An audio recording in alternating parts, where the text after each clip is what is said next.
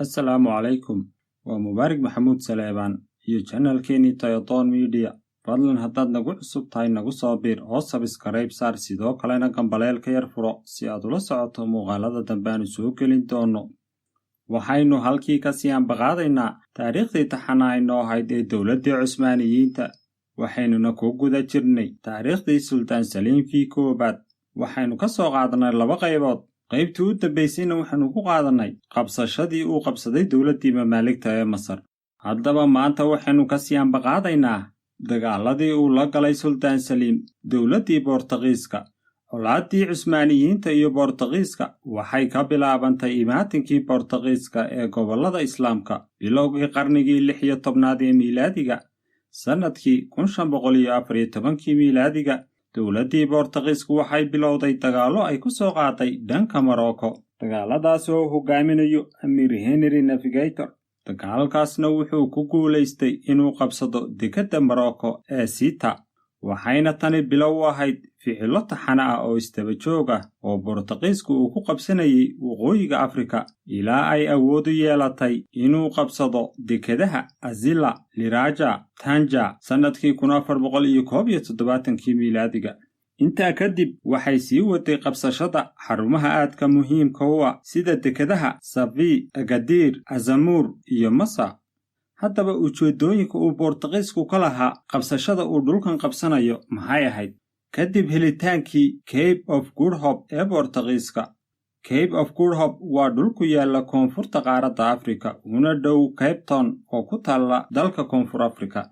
Waxaa markii u horreysay arkay badmareenkii reer Boortaqiis ee lagu magacaabi jiray Bartolomeu Dias 5tii bishii Juun ee sannadkii 1488 miilaadiga. Haddaba ninka bixiyey magaca Cape of Good Hope wuxuu ahaa boqorkii Boortaqiiska ee lagu magacaabi jiray John-kii labaad, maadaama magacani uu ahaa mid muujinaya farxaddiisa weyn, waayo wuxuu helay waddo ku habboon isticmaalka ganacsiga si loo gaadho qaaradda Hindiya. Maxaa yeelay daahfurkoodu wuxuu astaan wanaagsan u ahaa in Hindiya laga soo gaadhi karo dhinaca badda Yurub. Helitaanka waddadani waa mid ka mid a waxyaabihii ugu muhiimsanaa ee sababay burburkii dowladdii mamaaligta. Maxaa yeelay dhaqdhaqaaqii ganacsiga ee waagaas waxaa laga weeciyey maamulkii mamaaligta ee Masar iyo dhammaan gobolladii mamaaligtu xukumi jireen ee ay adeegsan jireen gaadiidkani markii hore. waayo ganacsigaas markii hore markuu ku socdo Hindiya wuxuu sii mari jiray maamulkii mamaaligta, iyaguna cashuur fiican ayay ka heli jireen, markuu soo socdana halka ayuu soo mari jiray. Kadib helitaanka Cape of Good Hope, Boortaqiisku wuxuu dejiyey qorshe weyn oo lagu qabsanayo marinbiyoodada muhiimka ah ee isku xidhaya waddamada Carabta iyo badweynta Hindiya sida gacanka Hormuz, Baabul Mandab, Yemen iyo kuwo kale, si waddada ganacsiga ee Boortaqiisku u marayo Hindiya ay nabad u noqoto. Dhinaca kale, ninkii lagu magacaabi jiray Alfonso de Albuquerque waxa loo magacaabay inuu noqdo ninka hogaaminaya dagaalka badda. Haddaba fikradda uu watay Albuquerque waxaa ka mid ahaa in la galo badda cas, lana xado qabriga Nebi Maxamed naxariis iyo nabadgelyo korkiisa ahaatee, iyo in muslimiinta lagala gorgortamo gacan ku haynta Qudus. Intaas waxa sii dheer isku day la doonayo in lagu qabsado webiga Niil iyo badda cas si loogu diyaar garoobo weerarka lagu qaadayo Masar. Boortaqiisku wuxuu awooday inuu qabsado marinada xasaasiga ee isku xidhaya waddamada Islaamka iyo badweynta Hindiya, kadib markii ay gacanta ku dhigeen isgoysyada ganacsiga ee xeebta Afrika, gaar ahaan gacanka Carbeed, badda Carabta iyo jasiiradda Hormuz. Kadib markii ay isbahaysi la samaysteen Shah Ismaaciil Az-Safawi, isbahaysigaas oo ka dhan ahaa boqortooyadii Cusmaaniyiinta. Arrintaasna waxay saamaysay dhaqdhaqaaqii dhaqaale ee dowladdii mamaaligta, sababtoo ah cashuur badan oo ay ka heli jireen ganacsigii sii mari jiray soona mari jiray ayaa khadka ka baxay. Arrintaasoo dowladdii mamaaligta ku keentay dhaqaale burbur.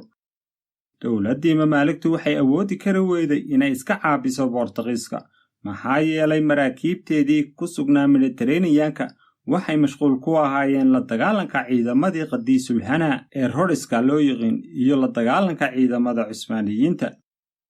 Dhinaca boqortooyadii Cusmaaniyiinta, kadib markii Cusmaaniyiintu ku guulaysteen inay la wareegaan gacan ku haynta Masar xilligii Sultaan Saliimkii koobaad, waxay si dhaqso leh ula dagaalameen Boortaqiiskii maraakiib ciidan oo uu hogaaminayo ninkii lagu magacaabi jiray Mir Cali Bey ayaa u dhaqaaqay dhinaca xeebta Afrika, waxayna awood u yeesheen inay ka xoreeyaan Boortaqiiska magaalooyinka kale Muqdisho, Mombasa iyo magaalooyin kale, waxayna khasaare weyn u geysteen Boortaqiiskii.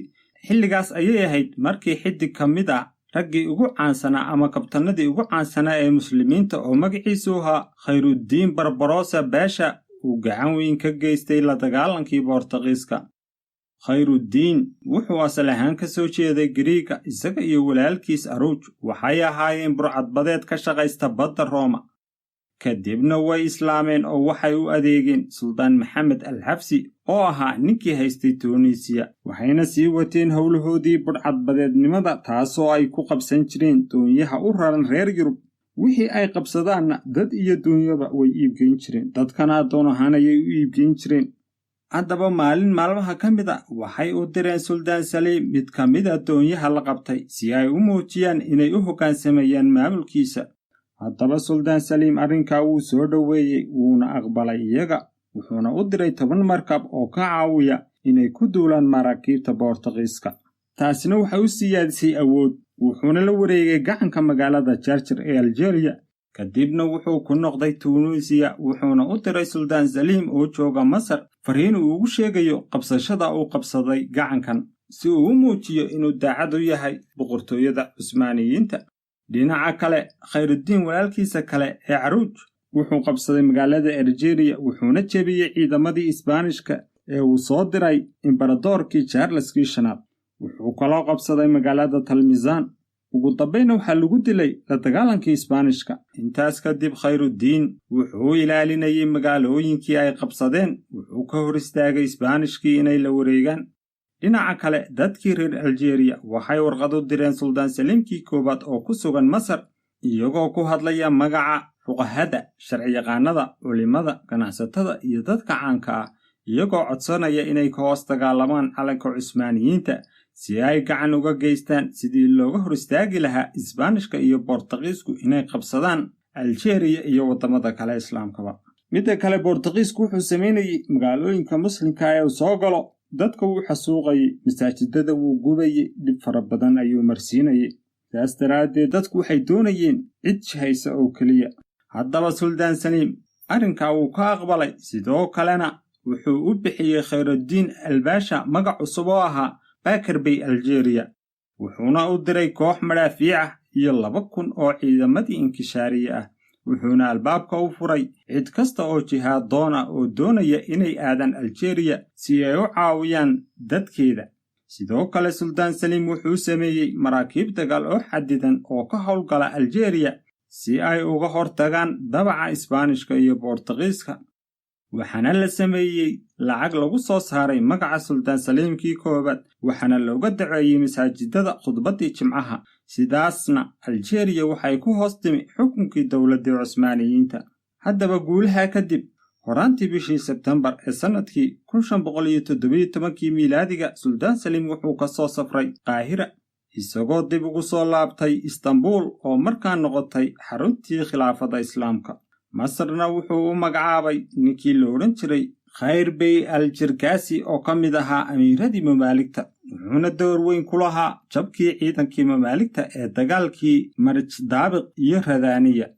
wakhtigii dagaalka lagu jirayna wuxuu ahaa ninkii faafiyey war sheegaya in la dilay Suldaan Qawnsa al-Gowri oo ahaa suldaankii mamaaligta intii lagu jiray dagaalkii Marjdaabiq, wuxuuna kala diray ciidankiisii, taasoo sahashay Cusmaaniyiintu inay ka adkaadaan ciidamadii mamaaligta. wuxuu sidoo kale ka shaqeeyey inuu khilaaf ka dhex abuuro hogaamiyaashii mamaaligta ee Masar, taasoo sababtay dhicitaankii dowladdii mamaaligta. sababtaas darteed ayuu Suldaan Saliim ugu magacaabay ninka kan. haddaba Suldaan Saliim markii uu ku soo laabtay Istanbul, wiilkiisii Amiir Sulaymaan oo ahaa guddoomiyaha Istanbul intii aabbihiis maqnaa, waxaa loo magacaabay inuu noqdo guddoomiyaha gobolka Saarukhaan. dhinaca dib u habayntii badda, bishii Agost ee sannadkii 1518 miilaadiga, Suldaan Saliim wuxuu go'aansaday inuu xoojiyo ciidamada badda, wuxuuna amar ku bixiyey in la dhiso raxan maraakiibta waaweyn ee dagaalka si looga hortago maraakiibta Boortaqiiska iyo waddamada kale ee reer Yurub, kadib markii ay bateen weerarada ay ku soo qaadayeen dalalka islaamka. sidaas daraaddeed suldaanku wuxuu howlgeliyey injineero sameeya maraakiibtan. sidoo kale suldaanku wuxuu keensaday kabtanadii iyo badmareennadii ugu xirfadda badnaa ee carbeed si ay u hoggaamiyaan maraakiibta cusub. haddaba iyadoo hawshaasi socoto ayaa suldaanka tii alle u timi oo u geeriyooday.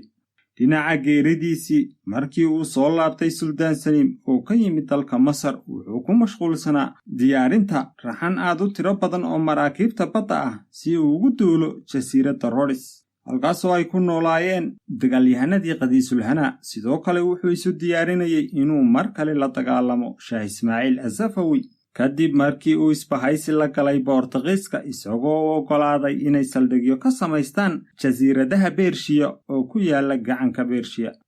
kadibna suldaanku wuxuu soo kaxaystay 15,000 oo askari iyo madhaafiic iyo rasaas aad u tiro badan, wuxuuna ka soo dhaqaaqay Istanbul, waxayna ku sii jeedeen magaalada Adrianople ama Adarna.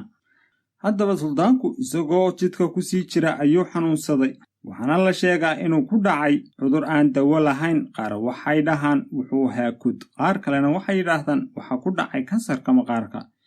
inkastoo uu xanuunsanaa suldaanku, haddana wuxuu sii watay safarkiisii uu ku socday Adarin. laakiin intaanu dhammayn safarkan ayaa tii alle u timid, wuxuuna dhintay 22 bishii Sebteembar ee sannadkii 1520 miilaadiga. 8 sano ayuuna xukunka hayay, wuxuuna dhintay isagoo 50 sano jir ah. haddaba kadib dhimashadiisii, dhakhtarkiisii khaaska ahaa ayaa ka qariyey warka geeridiisa dadkii ka agdhowaa. keliya wuxuu ku wargeliyey wasiiradii. sidaas daraaddeed, wasiiradii ay ka mid ahaayeen Maxamed Baasha, Axmed Baasha, Mustafa Baasha ayaa si wada jira u kulmay, waxayna go'aansadeen in ay qariyaan arrintan ilaa Amiir Sulaymaan uu ka imanayo gobolka Saarukhaan, iyagoo ka baqaya in ciidamada inkishaariya ay kacaan sidii caadadooda ahayd oo marka uu suldaan kastaaba dhinto ay kacdoonu samayn jireen. dhinaca kale, warka geerida aabbihiis waxaa loo diray Sulaymaan oo ahaa Sulaymaan alqaanuuni. kadibna wuxuu u soo kacay dhanka Istanbul, wuxuuna soo galay 29 Sebtembar, wuxuuna la wareegay xukunkii boqortooyadii Cusmaaniyiinta. maantana halkaa haynoo joogto. wassalaamu calaykum.